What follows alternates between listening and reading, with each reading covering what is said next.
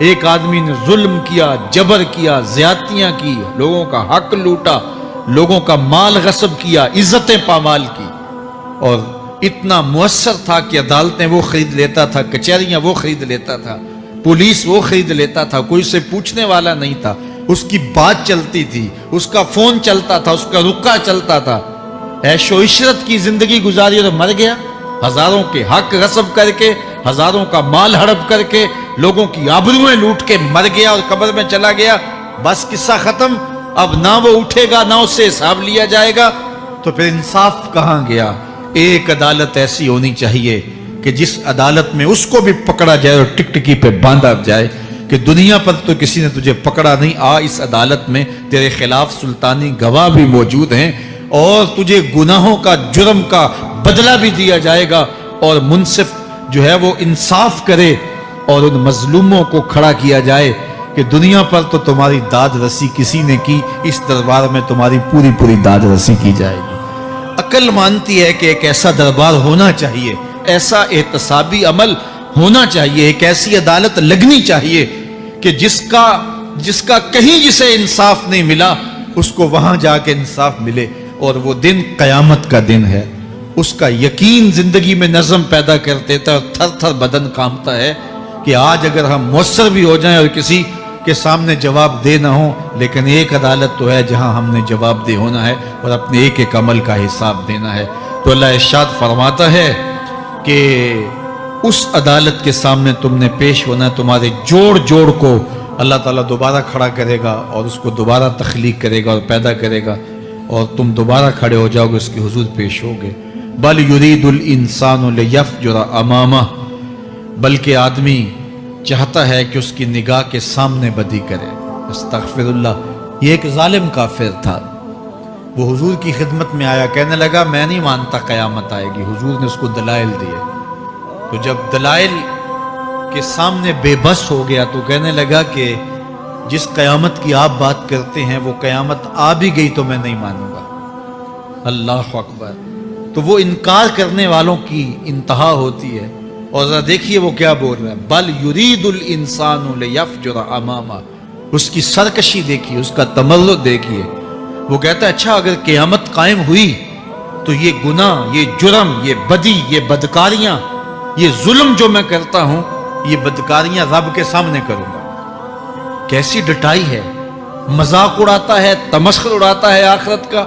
کہتا ہے جو بدیوں کا کاروبار میں نے گرم کیا ہے، جو بدکاریاں میری زندگی کا معمول ہیں، جو دادے عیش دیتا ہوں، جو عزتوں کو پامال کرتا ہوں، جو غریبوں کے پنجے توڑتا ہوں، جو لوگوں کا حق غصب کرتا ہوں، جو برائیاں کرتا ہوں، اگر قیامت قائم بھی ہو گئی تو میں یہ سارے جرم رب کے سامنے کروں گا، پھر وہ مجھے پکڑ کے دکھائے۔ اللہ اکبر۔ یسأل ایان یوم القیامہ۔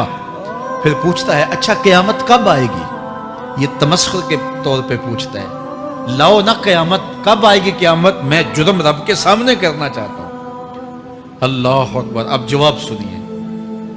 اب لفظوں کا ترجمہ اس زور سے کیا ہی نہیں جا سکتا جس زور کے لفظ ہیں۔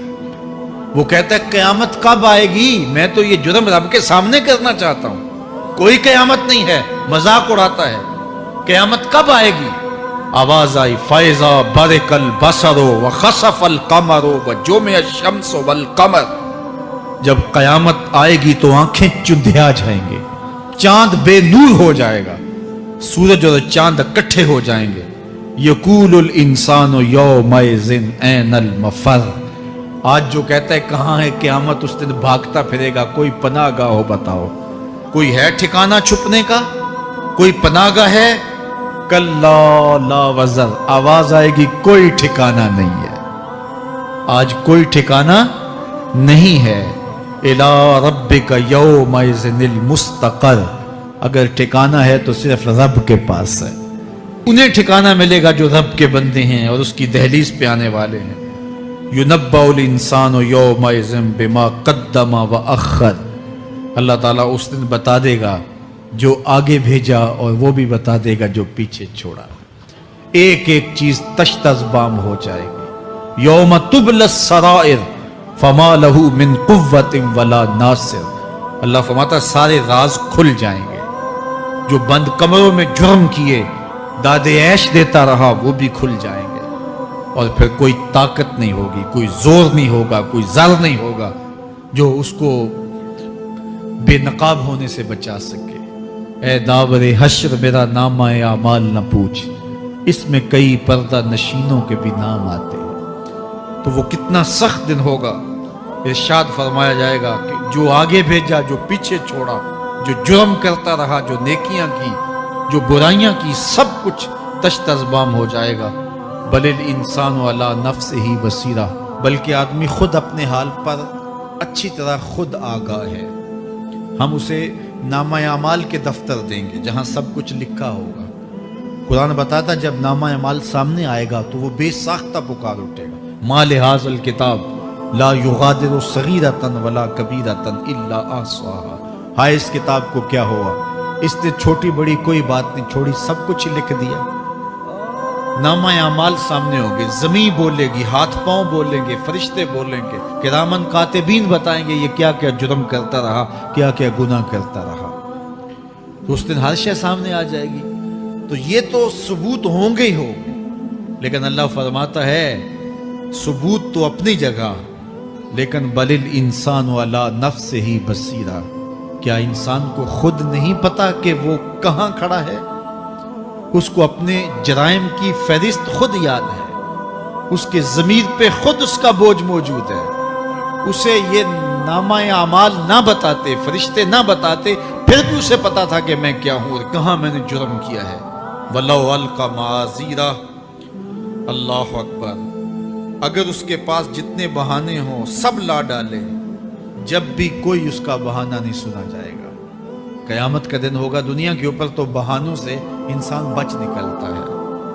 कोई झूठ बोल लिया, कोई झूठा गवाह पेश कर दिया, कोई मकर कर लिया, कोई रिश्वत चल गई, कोई सिफारिश काम आ गई, कोई बहाना तराश लिया, बात को तोड़ मोड़ के पेश कर लिया। लेकिन कयामत का जब दिन होगा तो कोई ना झूठा गवाह चलेगा, न रब की पुलिस रिश्वत लेती है, ना वहाँ इंसाफ के खिलाफ कोई काम होगा, और ना ही कोई बहाना चल सकेगा। अल्लाह अकबर। दूसरी बात मुफस्सिरीन ने यह भी लिखी कि बाज़ औक़ात ये होता है कि इंसान अपने गुनाह पर, अपने जुर्म पर कोई बहाना तलाश करके लोगों को मुतमईन कर लेता है। जो उसने जुर्म किया, किसी से ज़्यादती की, किसी का हक गस्ब किया, तो लोगों ने मलामत की, तो वो कोई बहाना तलाशता है और लोगों को मुतमईन कर लेता है। बाज़ औक़ात लाजवाब कर देता है, बाज़ औक़ात मुतमईन भी कर लेता है। वो लोगों को तो मुतमईन कर लेता है, लेकिन वो खुद मुतमईन नहीं हो सकता। जिसने जुर्म किया होता है, जुर्म उसको अंदर से डसता रहता है, उसका ज़मीर उसको ठोकरें मारता रहता है, अंदर की बेचैनी उसे तंग करती रहती है। अगरचे वो दलाइल से, मकरो फरेब से, बातों को तोड़ मोड़ के उज़र कर लेता है, कोई बहाना बना लेता है, लेकिन इसके बावजूद उसके अंदर कोई चैन, अंदर कोई इत्मीनान नहीं होता। अल्लाह अकबर। तो मुजरम बेचैन रहता है। आज हमारी बेचैनियों का एक सबब हमारा मालिक की दहलीज से मुंह मोड़ना और बहुत सारे दीदा नादीदा गुनाहों का इर्तिकाब करना है। जब हमसे सुस्तियां हो जाती हैं, कोताहियां हो जाती हैं, तो वो गुनाह हमारा पीछा नहीं छोड़ते और हमें बेचैन और मुस्तरब रखते हैं। तो बाज़ औक़ात जो है वो हम कहते हैं कि पता नहीं बेचैनी क्या है। बेचैनी गुनाहों की है। गुनाह तबीयत में बेचैनी पैदा कर देता है, सुकून नहीं आने देता। इत्मीनान की दौलत छिन जाती है जब कोई शख्स गुनाह करता है। और ये लाजमी नहीं है कि वो किसी का हक गस्ब करे, उसने किसी की इज्जत ही पामाल की हो, उसने किसी की आबरू पे हमला किया हो। अगर नमाज छोड़ी है तो बेचैनी ये भी कम नहीं है, ये रब की नाफरमानी है। अगर उसकी नजर भटकी है तो ये भी कम बेचैनी नहीं देती। अगर उसका ख्याल बहका है, उसने जुबान से किसी को दुख दिया है, उसने किसी के लिए सब्बो शतम का अंदाज इख्तियार किया है, गाली गलौज का रंग इख्तियार किया है, तो फिर क्या हुआ कि ये बेचैनी अंदर को तोड़ती रहती है।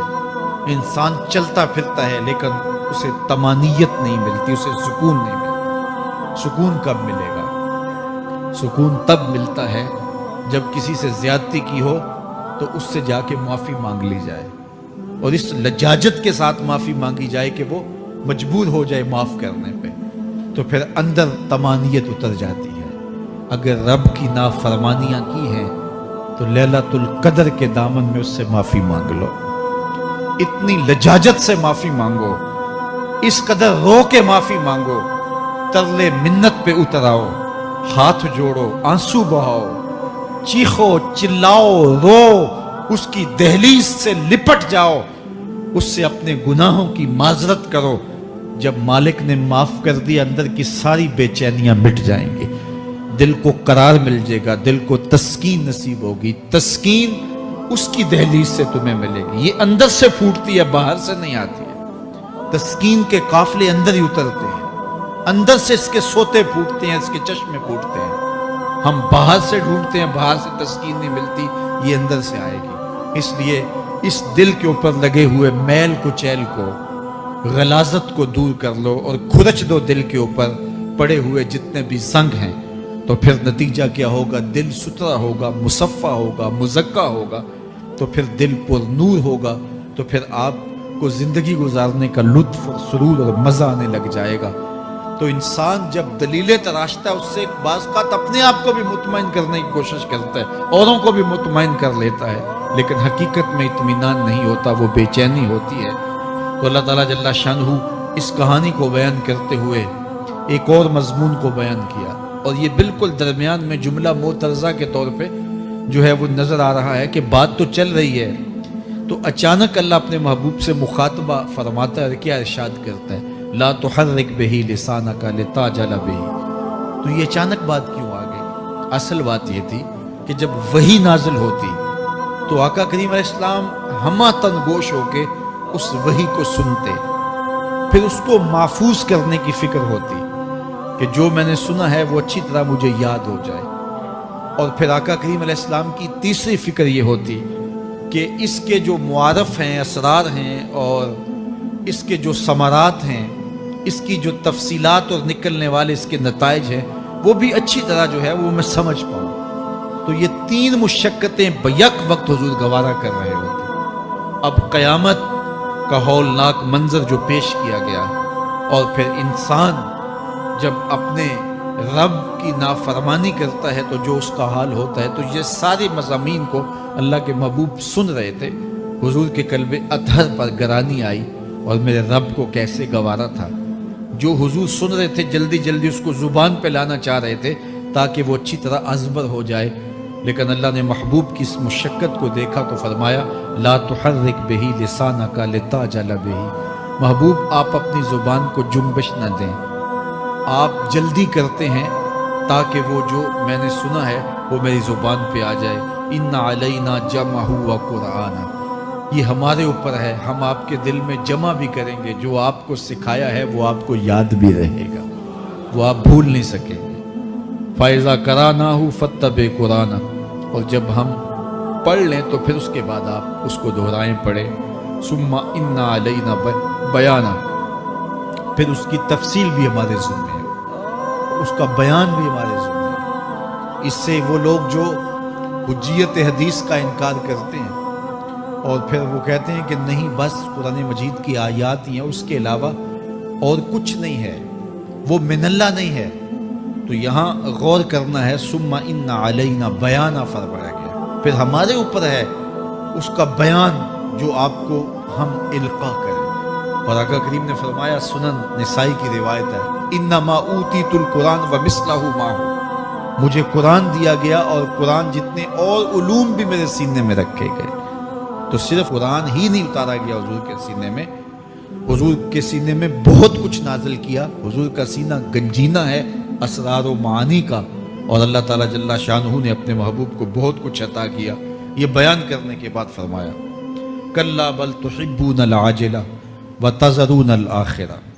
اللہ اکبر، کوئی نہیں بلکہ یہ جو تم لوگ ہو اے کافرو، تم اس چیز کو پسند کرتے ہو جو بالکل نقد ہے، جو جلد ملنے والی ہے۔ دنیا کا سودا نقد ہے، دنیا کے نفع نقد ہیں، دنیا کی لذات نقد ہیں، शैतान कहता है अब चोरी करो अब माल आएगा, अब जना करो अब लज्जत मिलेगी, अब डाका करो अब अमीर हो जाओगे। तो दुनिया के सौदे नकद हैं और आखिरत के वादे उधार हैं। वो इरशाद फरमाया बल तुहिब्बूनल आजिला, तुम दुनिया की जो आजिल चीजें हैं, जो बिल्कुल नकद सौदे हैं, तुम उनके पीछे पड़ते हो। व तज़रूनल आखिरा, और आखिरत को छोड़ते हो। दूसरे मुकाम पे इरशाद फरमाया सूरह अल आला में बल तो सिरूनल हयात दुनिया वल आखिरतु खैरुम व अबका, तुम दुनिया की जीती जिंदगी को तरजीह देते हो, हालांकि आखिरत बेहतर भी है और दायमी भी।